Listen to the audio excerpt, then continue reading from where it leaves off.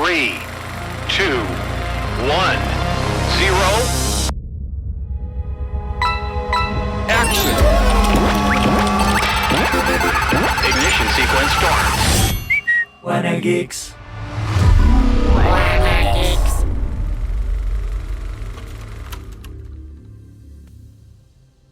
El universo conocido, con sus héroes y maravillas. Pero, ¿y la oscuridad?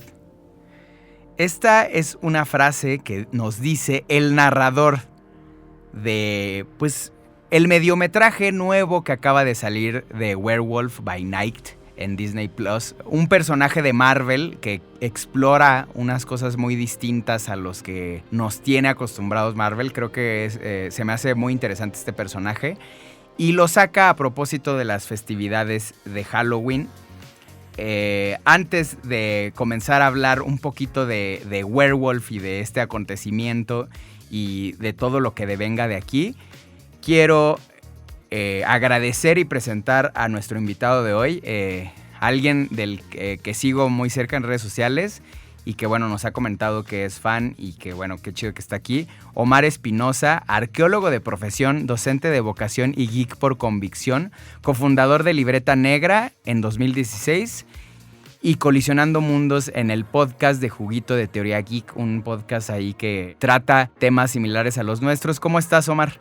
Pues bastante contento de estar por acá, que hay mundo podcastero. Ya estamos aquí en WannaGeeks. Sí, soy fan. Los he escuchado desde el programa 1 y me encanta el concepto. Me encanta estar aquí y me encanta que tengamos podcasts similares y que podamos hacer esta conversación, porque de eso se trata, de echar diálogo.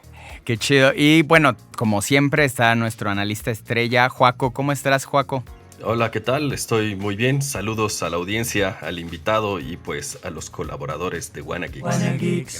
Gracias. Y antes de comenzar con la plática sabrosa, voy a dar un contexto para quien no conozcan a Werewolf. Este es un personaje que salió en un cómic en 1972. Y sale en uno de los cómics de Marvel y luego agarra mucha fuerza y adquiere su propio cómic en el mismo año, 1972. Y ahora lo rescata Marvel a propósito de las festividades de Halloween y lo recupera con Gael García como protagonista, ¿no? Ya ven que Diego Luna y Gael García andan con todo allá en Hollywood y es una apuesta, me parece interesante, porque aparte nos quiere así como que adentrar al mundo de las películas de blanco y negro, de las películas de antes, las que consagran el cine de terror. Y qué mejor forma que con un personaje de cómic también de aquellos años de los 70s, ¿no? Que fue una época muy consagrada para los cómics. Lo recuperamos. Y a ver, díganme, comencemos contigo, Omar. ¿Qué opinas de Werewolf by Night?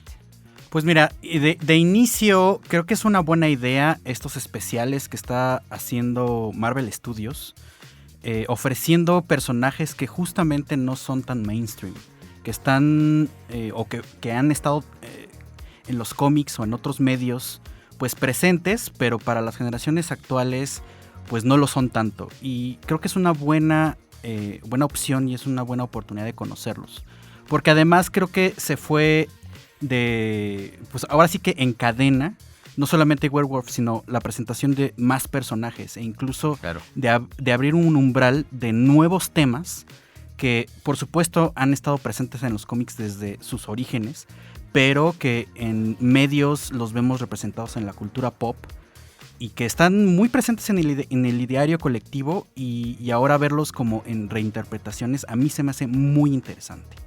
Ya, ok, es como abrir una puerta a unas cosas totalmente diferentes que se nos habían presentado. Claro, porque lo que estamos viendo aquí es esto y me encanta que empezaras con esta frase que está en este programa, porque justo representa eso. Eso, ¿no? ¿Qué hay en la oscuridad? Y creo que no solamente es la frase de apertura, sino una idea muy humana, y aquí perdón, pero voy a meter justo el perfil y lo clavado que de repente soy, pero es que la humanidad siempre ha tenido interés en conocer eso, conocer para empezar lo desconocido, pero más allá lo que está en las sombras.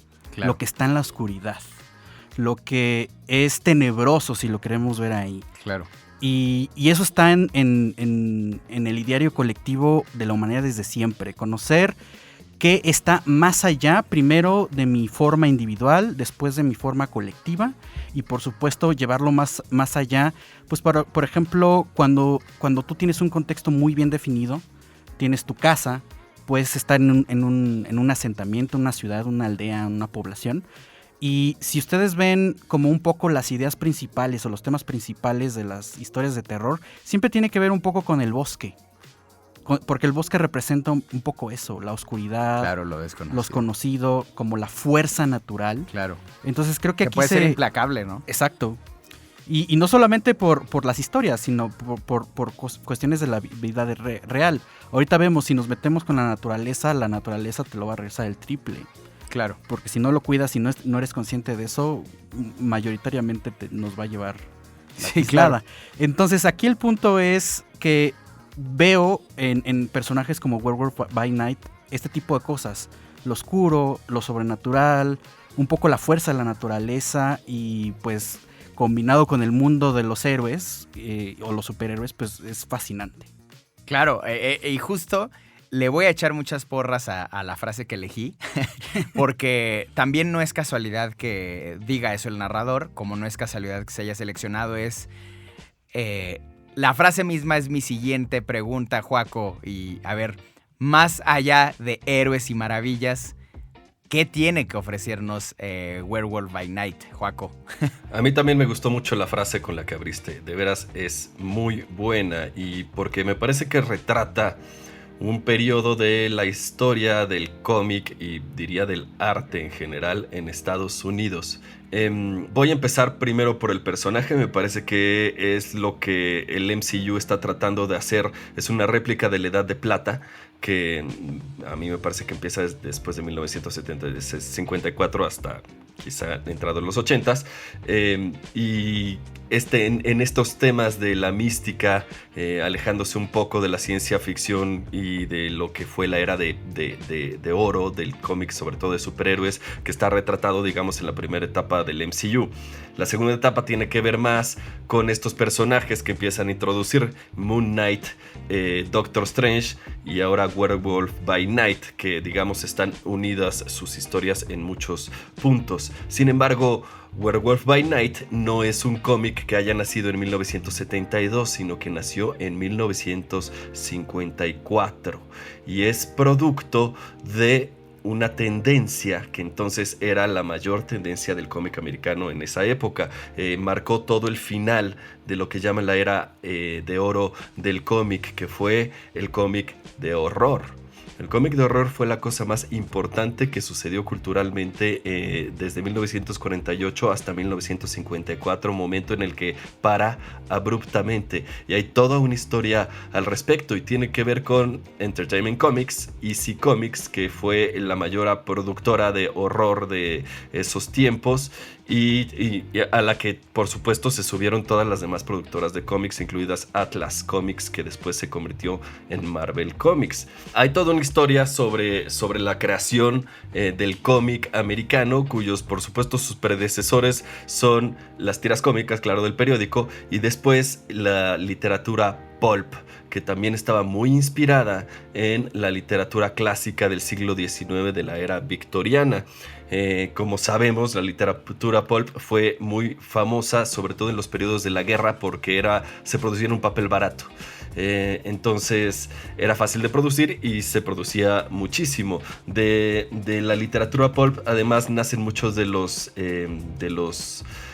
autores más famosos de esta época: Ray Bradbury, Edgar Burroughs, Agatha Christie, Philip K. Dick, Jack London, H.P. Lovecraft, Tennessee Williams, Rudyard Kipling, Upton Sinclair, Frank Herbert de Dunas, Mark Twain y H.G. Wells. Todos esos hicieron su entrada en las revistas pop. Pulp, perdón. Cuando finalmente termina la guerra y termina el racionamiento del papel, la revista Pulp en realidad entra en decadencia. Muchas de las revistas, que además era una América diferente, era una América millonaria.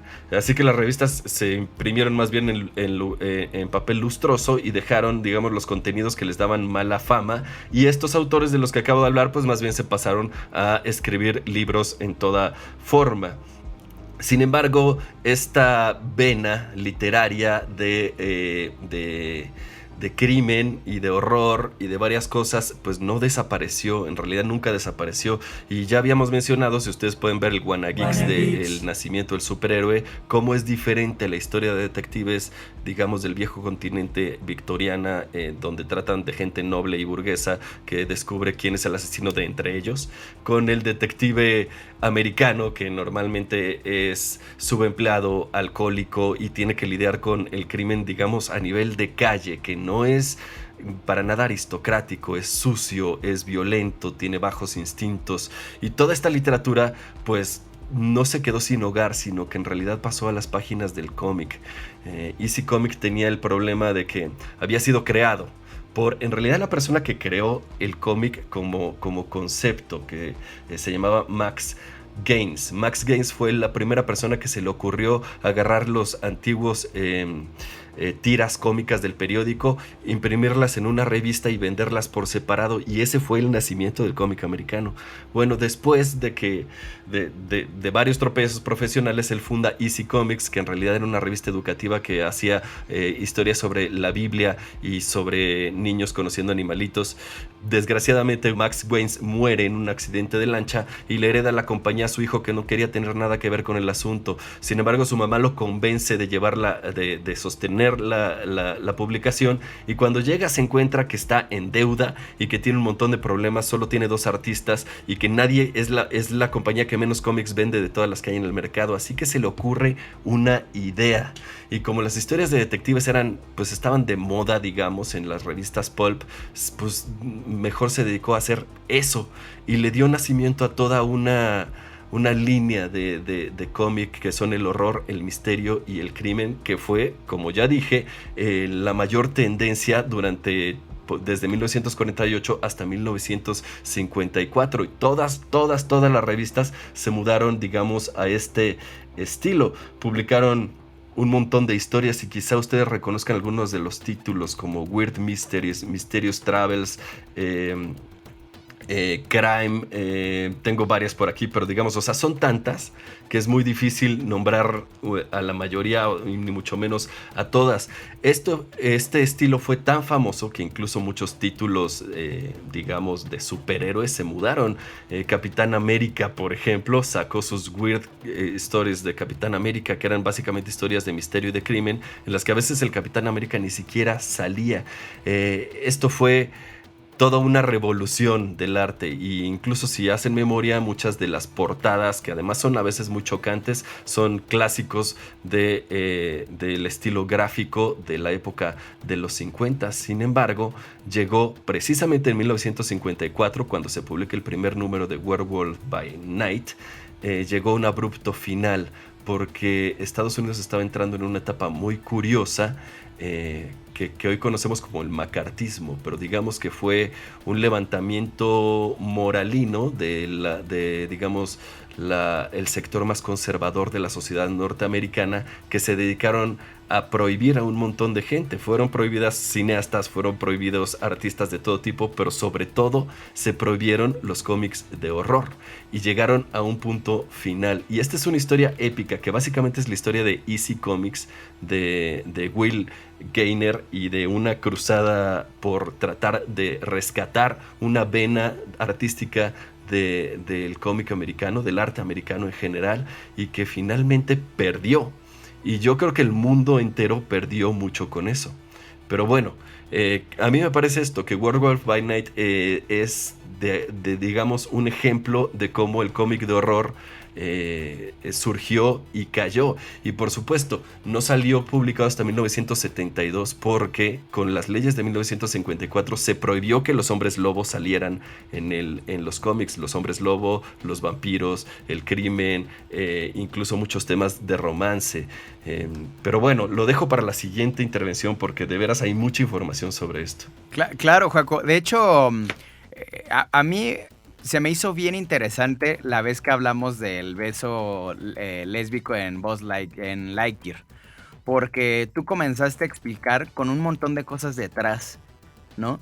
Y algo que nos deja claro como ya la historia es que los sucesos, hay un montón de cosas detrás para que lo que consumimos, lo que observamos, lo que nos gusta, nos llegue de esa manera, ¿no? Y ahora que hablas de la censura, y no nada más de los cómics, sino de las películas y así, eso hizo que el cómic, la caricatura, el cine adquirieran los lenguajes que tienen, ¿no? Bien dices, las películas de romance, hubo una que era así de pues no pueden, si hay dos personas en la cama, la deben tener por lo menos el pie abajo, ¿no? Entonces, para saber que como que no se están ahí acostando y teniendo relaciones, el indicador es que tienen un piecito abajo, ¿no?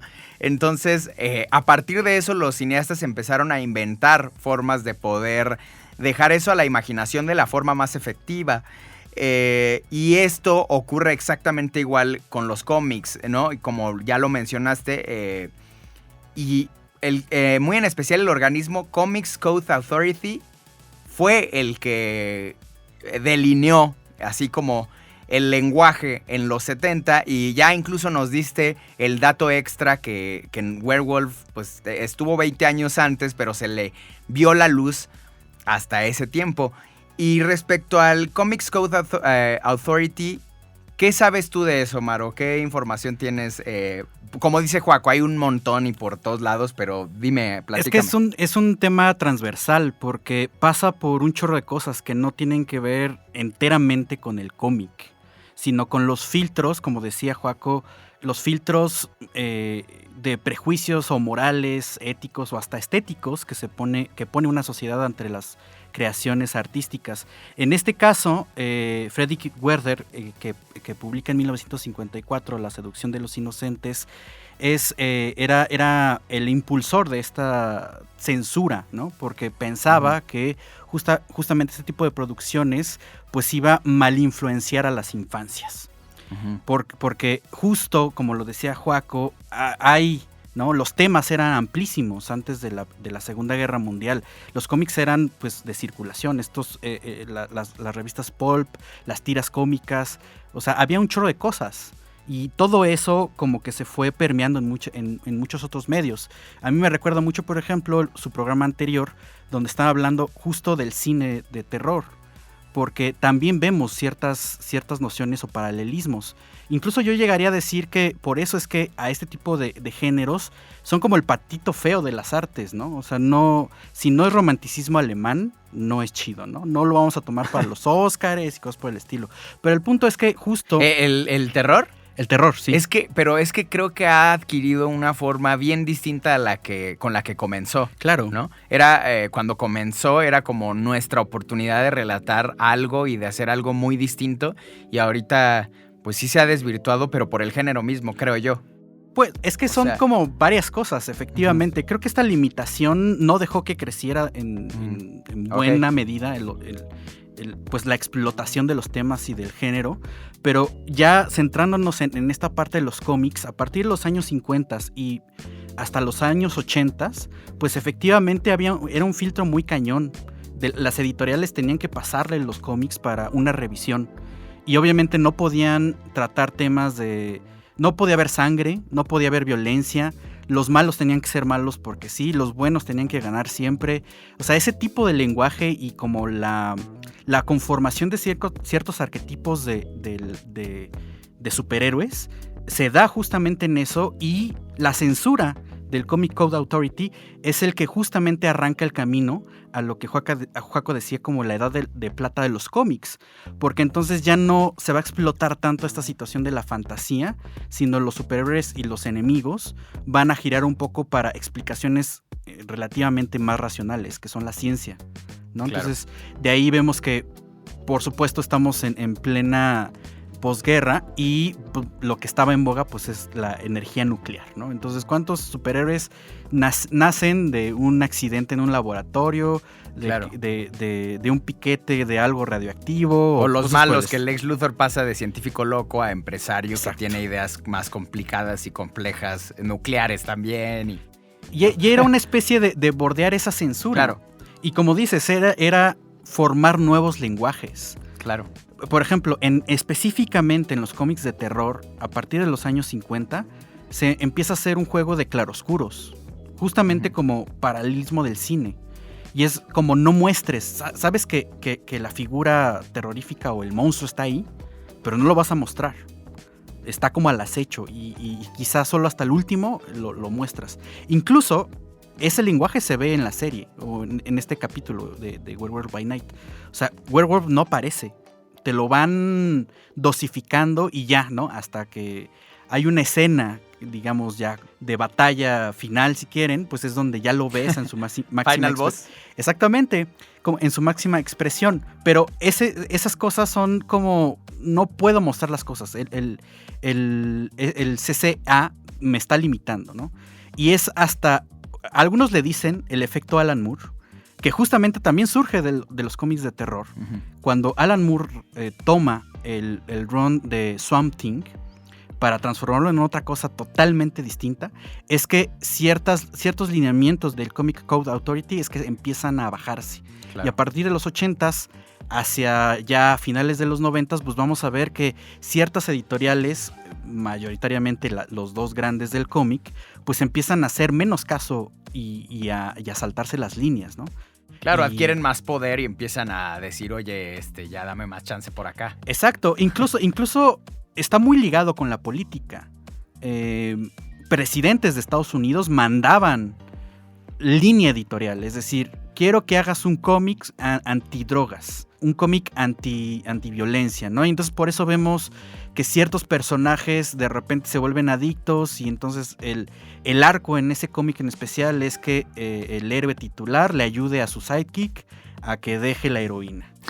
Sí, no, así quizá suena un poco extravagante y exagerado, pero en realidad era como muy marcada esa tendencia. Actualmente, después del efecto de Alan Moore, pues vemos que hay héroes que no son eso, son antihéroes o que tienen un chorro de vicios o que incluso son hiperviolentos.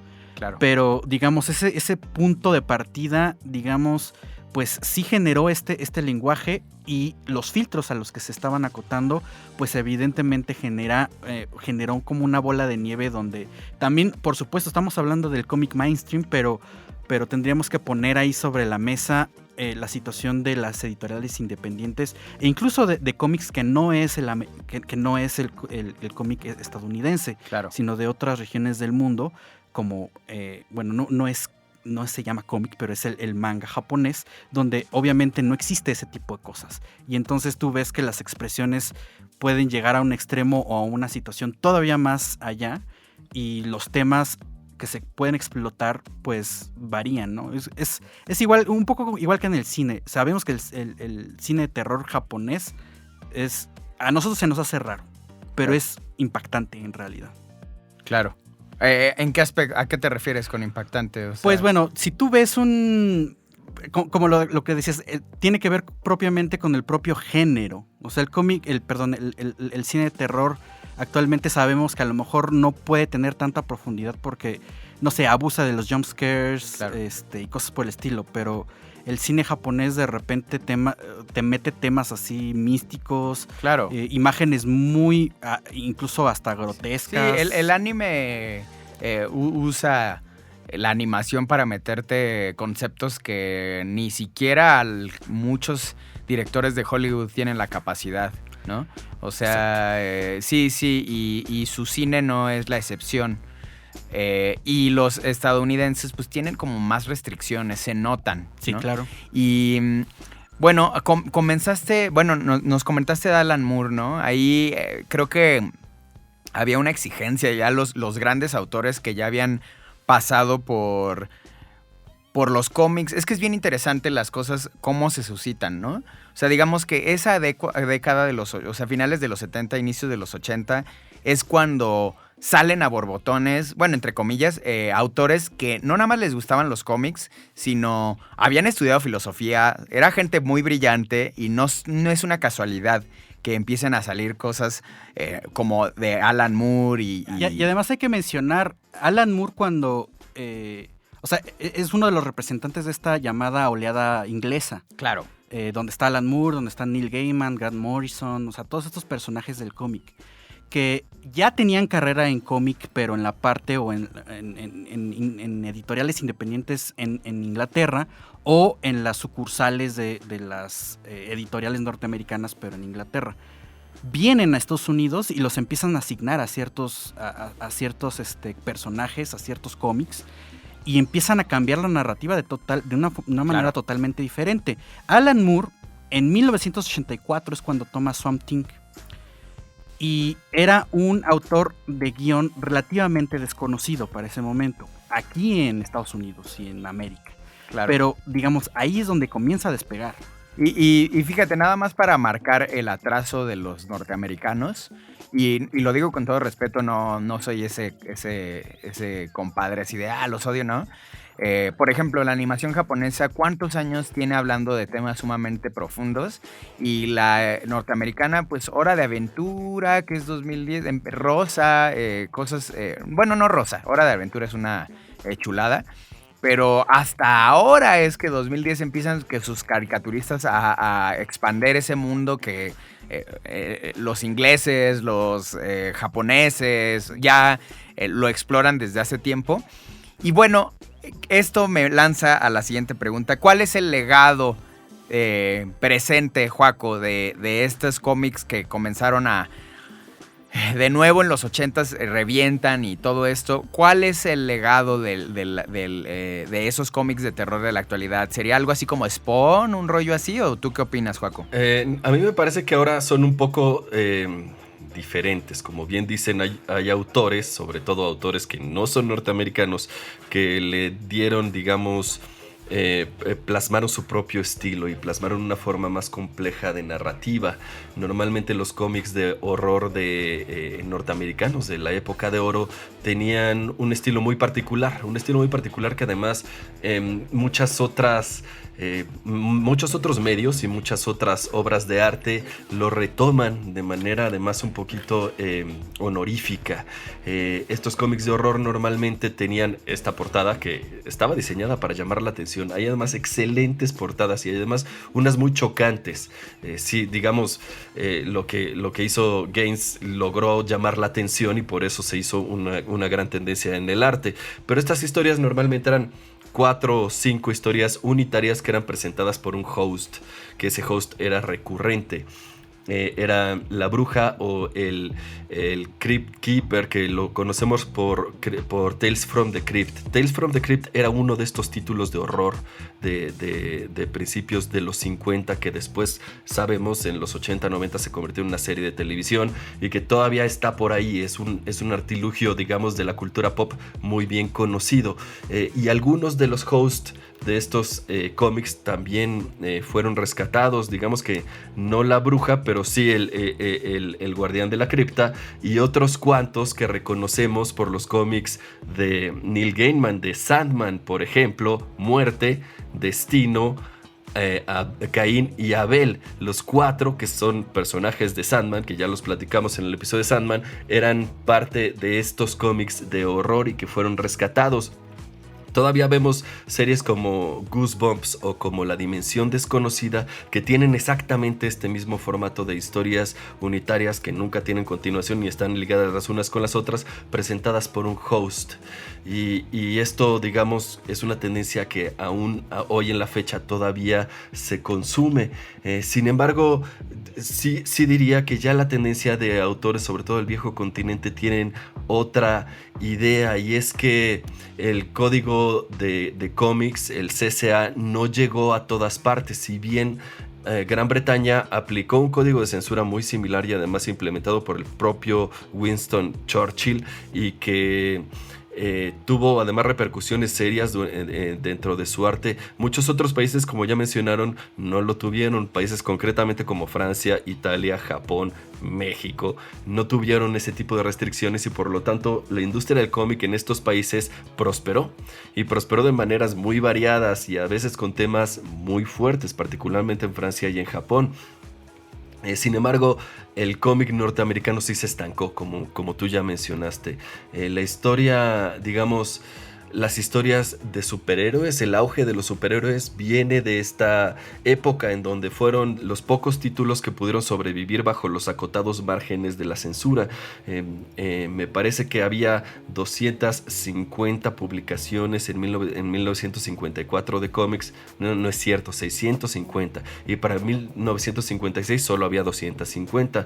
De unas 20 casas productoras que había en 1950, pasaron a unas 6 en 1960. Es decir, prácticamente trataron de matar la industria del cómic y casi lo lograron.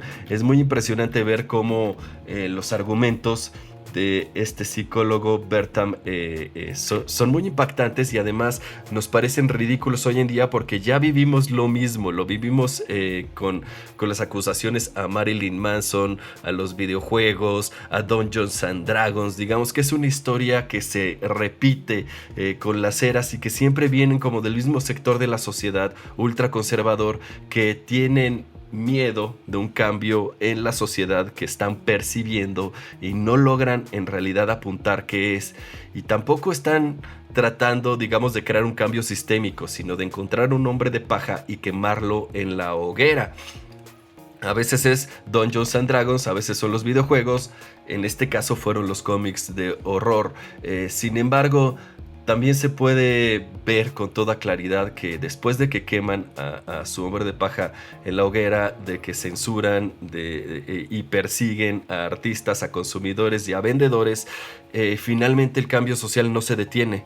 Para la década de 1960, esa juventud a la que le tenían miedo en 1950, pues ya era completamente diferente, y ya se les había salido de control por completo. Venía no nada más la liberación de la mujer, sino una revolución sexual. Habían tenido...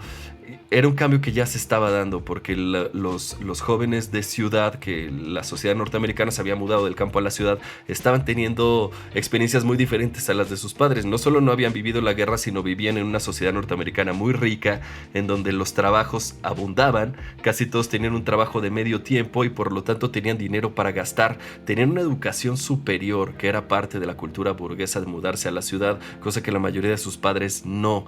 Entonces eran personas que ya te contestaban, y para 1950, la figura de crimen juvenil era muy amplia y abarcaba desde golpear a alguien hasta casi matarlo, hasta que un niño de 5 años se sacara un chicle del puesto de periódicos.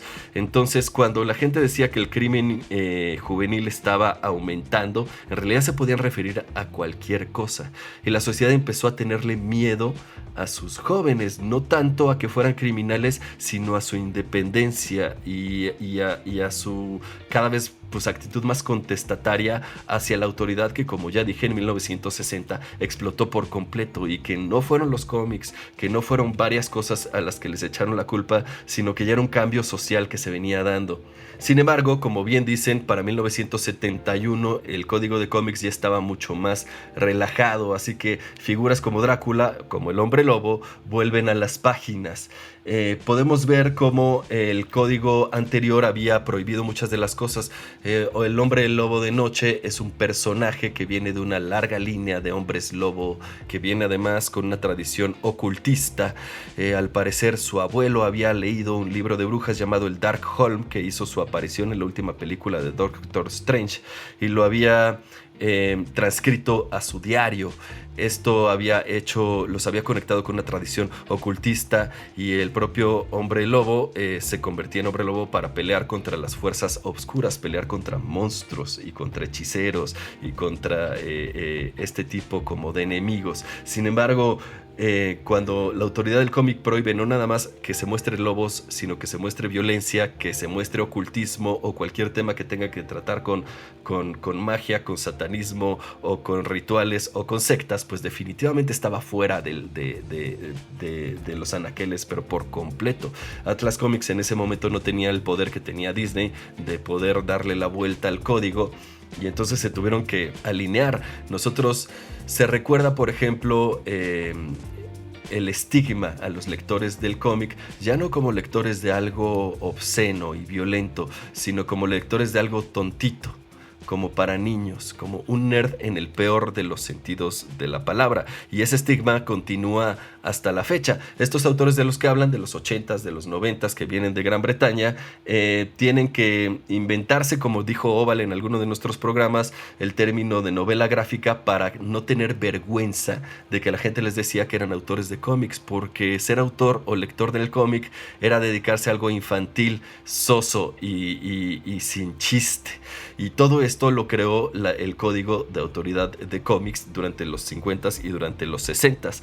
Es un estigma del que no nos hemos librado, y tengo que decir que tampoco la industria del cómics nunca se recuperó de este golpe. Si bien todo lo que viene de los cómics, todo el MCU y varias series de televisión son muy lucrativas y ganan millones de dólares, los cómics en los que se basan no se venden. La gente en realidad no lee los cómics en los que se basan las películas que les gustan, y es una profesión que es tan creativa como ingrata. La gente que se dedica a eso se tiene que dedicar a otras cosas por otros lados, o tiene que de verdad pelear para entrar a una esfera profesional que en realidad no le va a redituar. Y ese es el escenario actual del cómic, incluso que ya estamos en la etapa del cómic electrónico. Esto finalmente la industria no se ha recuperado y probablemente nunca se recupere del todo. Fue un verdadero golpe no nada más a esta industria, sino al arte en general. La censura no es buena. La censura en realidad es algo terrible. En su momento, cuando estaba en la audiencia del Senado que creó el Código de Autoridad, Will Gaines se dedicó a hacer una serie de publicaciones irónicas para burlarse de ellos de la única forma en la que sabía, que era caricaturizándolos, y los comparó con los comunistas de la Unión Soviética. Les decía que él había nacido en América, en donde la libertad de expresión era consagrada y la libertad de creación era parte de la misma, y que la censura era más bien algo que hacían en sociedades represivas como las comunistas. Por supuesto, esto puede ser un buen argumento para el lector. Sin embargo, para alguien que es senador de la República, que odia a los comunistas y que te va a juzgar, pues es un terrible insulto. Quizá no fue la medida diplomática más inteligente, pero no podemos decir que estaba equivocado. Esto va en contra de la libertad de expresión que supuestamente dicen defender los norteamericanos, y que apenas pasadita la Segunda Guerra Mundial se notó que era pues un valor hueco que en realidad no existía. Y además la censura es un fenómeno muy, muy raro, en término antropológico, si quieren. Resulta, porque normalmente este tipo de historias, lo que tiene que ver con el terror, con el horror, con esta fascinación que tiene lo humano por la oscuridad, pues de nuevo está presente en todo el desarrollo de la humanidad, ¿no? En su historia, desde hace miles de años. Es curioso porque este tipo de historias en realidad son o fueron en algún momento origen de explicaciones para un entorno o para un núcleo social. Es decir, los cuentos que se daban principalmente a los niños, en un momento eran hiperviolentos. Esta situación del cuento infantil, ¿no? Tipo cuentos de la mamá Oca, que Disney ya como transformado por completo, las famosas historias de las princesas, tienen un origen, y si lo buscan en internet, pues van a encontrar, ¿no? Que la verdadera historia de Cenicienta, la verdadera historia de Caperucita Roja. Resulta que la primera versión que está registrada en la historia de Caperucita Roja, el lobo se la come y listo. Ese es el final de la historia. No hay nada de lo que no se salva, no hay un leñador, no hay nada. Pero esos cuentos tenían una función social, que era básicamente advertirle a las infancias que tuvieran cuidado cuando salieran al bosque, que no hablaran con desconocidos. Entonces, todas estas historias de mutilaciones de las princesas, de violaciones y cosas por el estilo, tenían esa función de que los niños aprendieran cómo es la cruda realidad del mundo. Ahora, ¿no? En contraposición, en la sociedad moderna, vemos esta cuestión de la censura justamente tratando de proteger a las infancias. Claro. Es bien curioso porque, como lo decía Joaco también, normalmente esos cuentos, ya en una etapa contemporánea, normalmente son presentados o tienen como personajes principales a ciertas entidades místicas, ¿no? O sea, son dioses, son criaturas sobrenaturales y demás. Pero eso también tiene un trasfondo histórico bien interesante, porque todas ellas son arquetipos normalmente de historias, ya sea como narrativas o historias en sentido mitológico. Digo, no por nada Sandman está basado en el dios Morfeo, ¿no? Tal cual, mitológico. Porque esos arquetipos justo representaban como ciertos aspectos o factores dentro de una comunidad. Y esos factores o esas figuras, esas personificaciones antropomórficas, pues representaban algo que se quería transmitir en la colectividad, ¿no? Las historias han tenido siempre esa función. Y aquí me voy a basar en contraposición con lo que hizo Ricardo cuando abrió, ¿no? Todas las buenas historias regresan a su forma original, como dice Sandman, o en boca o en pluma de Neil Gaiman. Porque vamos a ver que los cómics de terror, de horror, pues efectivamente pues tienen un impacto, ya sea que se consuman en la viñeta o su aliteración en medios audiovisuales. A mí me parece muy interesante que sigamos reproduciendo ese tipo de cosas. Y si vemos cosas como Werewolf by Night, vamos a aprender, seguramente lo presentará en algún momento Marvel Studios, pero personajes como Man-Thing, que son arquetipos de protección del medio ambiente o de los multiversos o guardián de los nexus, es decir, sí hablan de un concepto de protección más allá de lo humano, de lo social. Creo que eso es lo importante de todo, porque si lo vemos en retrospectiva y como en un espejo, los monstruos somos nosotros mismos como humanos. Y entonces es como una advertencia para nosotros mismos de no convertirnos en eso. Claro, a ver, voy a retomar 2 puntos. Esto que dices y es súper interesante. A ver, y también cachando una parte de lo que decía Joaco, este lenguaje, y esto es para, lo dejo ahí en la mesa y me voy a ir lentamente. Esto que dice Joaco del lenguaje, del ocultismo, ¿no? Dijo, a ver, estos seres son del lenguaje del ocultismo. Estas cosas como los vampiros, o sea, los vampiros chupasangre, los lobos y así, son lenguajes que han utilizado, si quieren llamarle un tipo de religión, ¿no? Para expresar, como dices tú, Omar, cosas que ocurren en nuestro alrededor.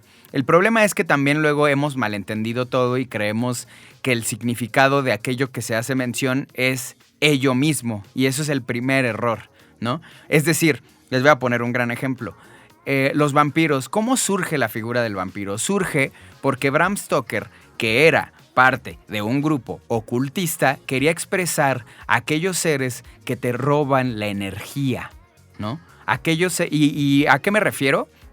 No hablo de la energía como este término del que se ha apoderado la cultura pop y ha hecho pedazos. Hablo más bien de la energía como término como se utiliza en los budistas o las religiones japonesas, chinas de el chi, el ki, ¿no?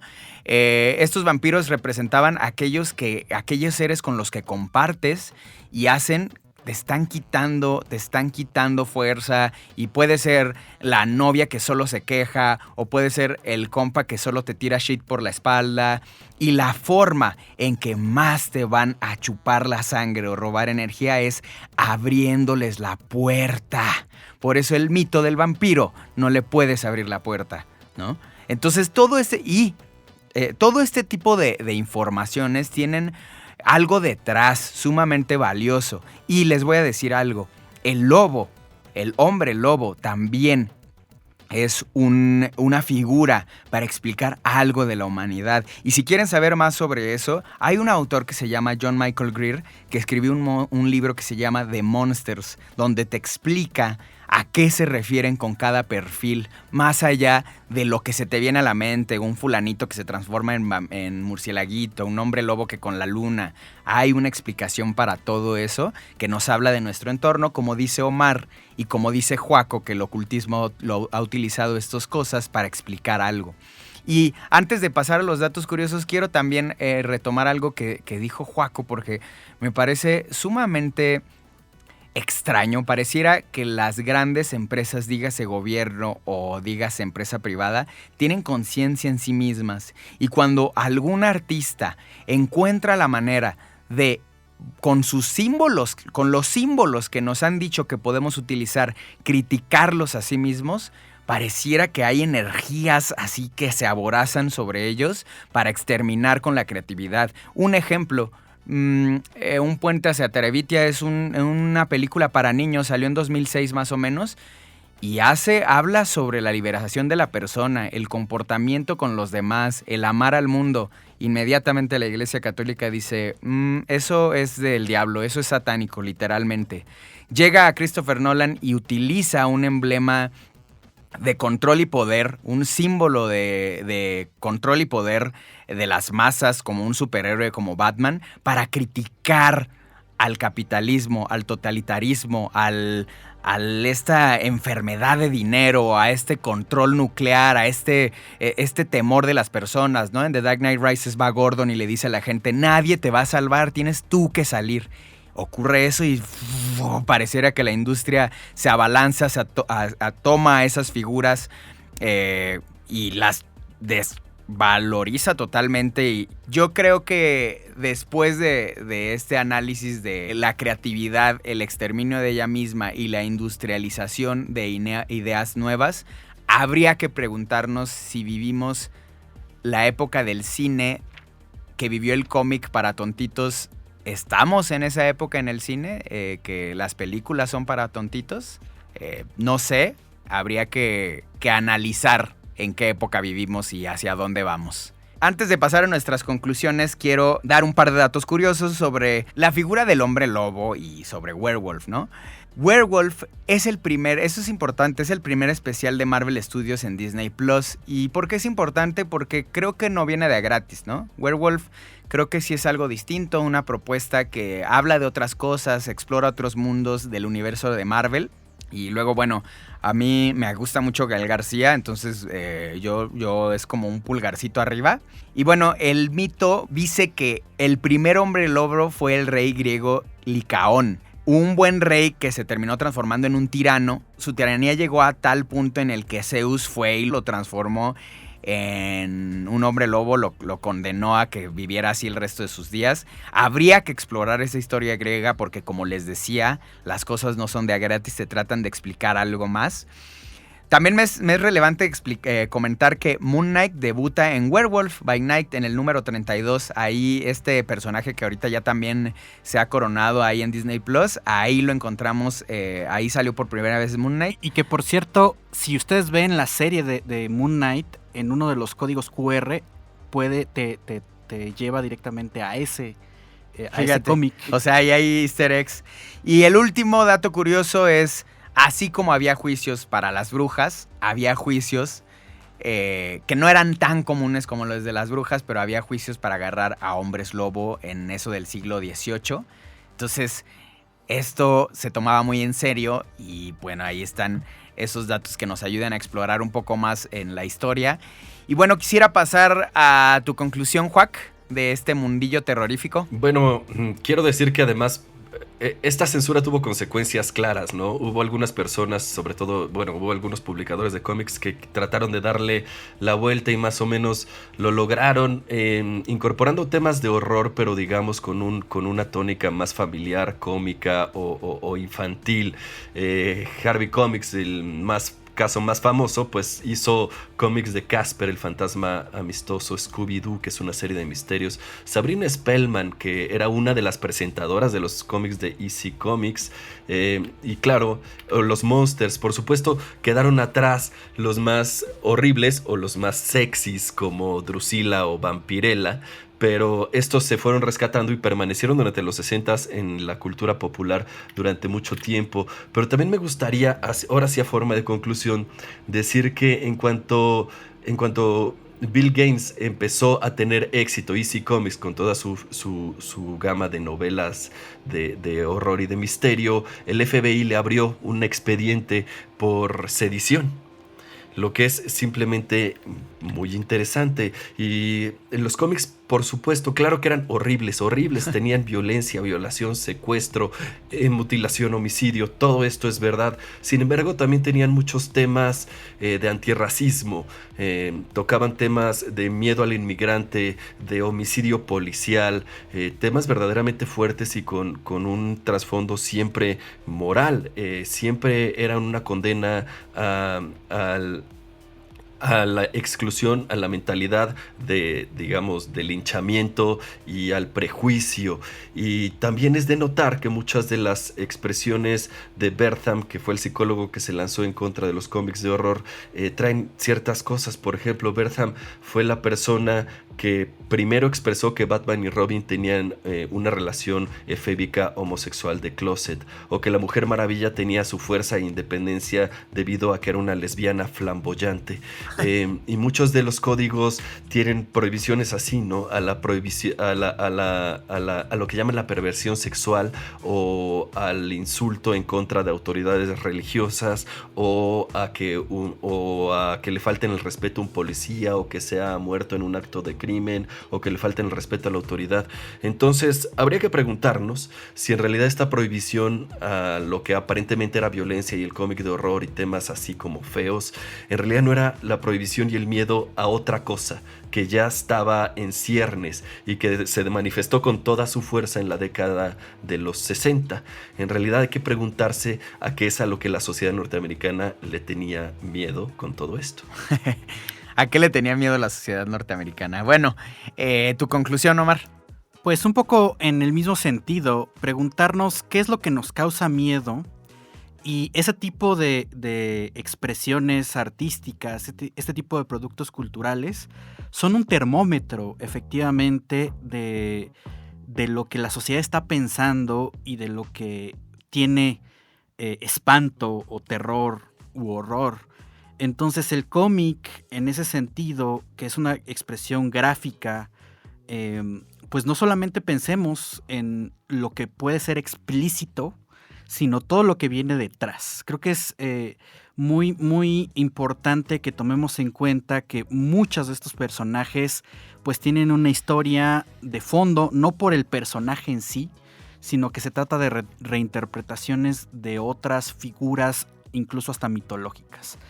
Y lo que nos están diciendo a través de las palabras que le ponen los autores, pues muchas veces pues tienen un mensaje o varios mensajes ocultos. Es como en antropología le llamamos, es una selva de símbolos. Entonces estoy totalmente de acuerdo con Joaco, y pues creo que al final lo que yo recomendaría es que sigamos consumiendo ese tipo de cosas, pues no con la visión del Comic Code Authority, por supuesto, porque de nuevo esto es un espejo de cómo nos vemos a nosotros mismos y cómo nos interpretamos dentro de una sociedad. Ya me gustaría recomendar algunos cómics fuera de Werewolf by Night. porque no solamente se trata de este mundo de Marvel y de DC, sino hay editoriales independientes como Image o incluso pues cosas que de repente la gente dibuja en sus hojas, lo engrapa y lo empezó a circular. Pero bueno, hay ciertos cómics dentro del género que han estado marcados y que marcan una tendencia y que por supuesto pues son un placer leer y revisar. A mí, bueno, voy a comenzar por uno que a mí me encanta, es uno de mis favoritos personales, que además curiosamente no tiene que ver con temas sobrenaturales, pero sí ocultistas, que es From Hell de Alan Moore, que habla sobre la historia de Jack el Destripador, donde pues justamente el término del miedo pues va en ese sentido más humano, aunque en este sentido lo liga con un culto y con un grupo que anda moviendo fuerzas por atrás. Sandman, por supuesto, aunque haría la mención específica del número 6, donde trata la historia de 24 horas, que ya lo vimos en la serie de Netflix, que es cuando este grupo de personas varias se quedan atrapadas en una cafetería y es totalmente explícito en el cómic, no se queda tanto o no se limita tanto como en la serie de Netflix, aunque ese capítulo en particular es uno de los mejores. Hellboy de Mick Mignola, que además trata los temas desde un punto de vista muy interesante y particular, porque lo combina con justamente todos estos cuentos de folclore, o lo que ya llamaríamos folclore, lo fantástico desde las mitologías y desde los cuentos desde la época victoriana y más atrás, ¿no? Batman, que tiene varias cosas de terror, ¿no? Incluso podríamos mencionar la propia trilogía de Christopher Nolan con el concepto del miedo mismo, pero en sus viñetas creo que podríamos revisar The Long Halloween, muy ad hoc a las fechas, porque además trata también de algo que no es tan sobrenatural, sino de personajes pues un poco más llevados a la realidad. Arkham Asylum, también de Batman. Uf, es así una maravilla. Que además, dentro de la conceptualidad y dentro de las viñetas, o sea, tanto contenido y forma, el arte te vuela la cabeza. Es una locura. Y hay un cortometraje en YouTube de... Mira, ese no lo conozco. Y está igual de brutal, güey. Lo voy a revisar. Lock and Key, de Jonah Hill, que es el hijo de Stephen King, por cierto, que además tiene una adaptación de Netflix. No he leído tan bien, pero creo que el cómic sí merece mucho la pena revisarlo. Swamp Thing, por supuesto. El run que hizo Alan Moore, que básicamente cambió el personaje, y de ahí también va a cambiar un poco toda la industria del cómic norteamericano. Hellblazer, que es la serie principal de John Constantine, que pues crea también Alan Moore y que lo retoma Jamie Delano también como uno de los guionistas principales y quien le da mayoritariamente sus características. Y vámonos del otro lado, Azumaki, manga de Junji Ito, que por supuesto tiene esta situación que les comentaba. La estética del terror, exactamente. diría yo. Por ejemplo, este de Uzumaki, que también lo pueden encontrar aquí en México, ya está publicado en su totalidad. Y en Crunchyroll está el anime. Exacto. Pero, o sea, nada más para que se queden ahí con la duda, con la curiosidad, el nicho del miedo en este cómic o en este manga son los espirales. Claro. Una figura elemental es lo que te genera miedo. Y bueno, pues ya que vieron Werewolf by Night, pues váyanse echando pues la historia de Bloodstone, ¿no? Que tiene como personaje principal a Elsa Bloodstone. Y lo que sería la Legión de los Monstruos, que es el grupo o los Avengers del terror que tiene Marvel, que está conformado por Elsa Bloodstone, por Werewolf, por Man-Thing y Morbius. Ok. Entonces consuman, no tengan este prejuicio, el terror es chido y pues sin duda nos da muchas enseñanzas de lo que somos nosotros mismos y a qué le tenemos miedo en la actualidad. Oye, yo nada más diría que después de ver Uzumaki no vuelves a ver Naruto de la misma manera. Agregaría ahí a tu recomendación, y porque es mi favorito, Spawn. Me parece así, a mí yo me enamoré de Spawn y ahora lo estoy revisitando y dije, ¿por qué carajo leía estas cosas cuando tenía 11 años? Pero es aterradoramente real y desgarrador y todo. Y bueno, a ver, yo con lo que me despido es, no hay que... O sea, hay muchas cosas detrás de cada género y no son coincidencias y algo nos quieren decir, ¿no? Por ahí una vez estaba yo conversando con Héctor Martínez, un productor de grandes shows de la industria musical, y él me decía, llevar a la hechura o a la ejecución una idea es un trabajo monumental. Cuando nosotros vemos un cómic ya en lo material, una película, una serie, lo que sea, fue una batalla monumental para llevarlo al hecho. Y aquellos que se aventaron esa batalla es porque algo nos querían decir. Entonces hay que tomarnos en serio lo que consumimos y hay que ver de dónde viene, por qué se relató así. En este caso, los cómics de terror algo nos quieren decir y de una forma específica, y creo que tienen un nicho especial en el mundo y deberíamos observarlos desde ahí. Es una recomendación, es una recomendación porque creo que nos va a abrir la mente. Y nada, muchas gracias, Omar, por habernos acompañado. Fue un honor tenerte por acá. No, pues un placer estar aquí en Wanna Geeks, Wanna y Geeks. pues lo seguiremos escuchando y ojalá no sea la única vez que me cruzo por acá. No, claro que no. Gracias, Joaco, siempre por tus análisis tan brillantes. No, muchas gracias a ustedes. Gracias, Héctor, en los controles, Javier Martret en producción general y Luisa Cantú en dirección general. Y bueno, esto fue Wanna Geeks Wanna y nos Geeks. escuchamos para la próxima.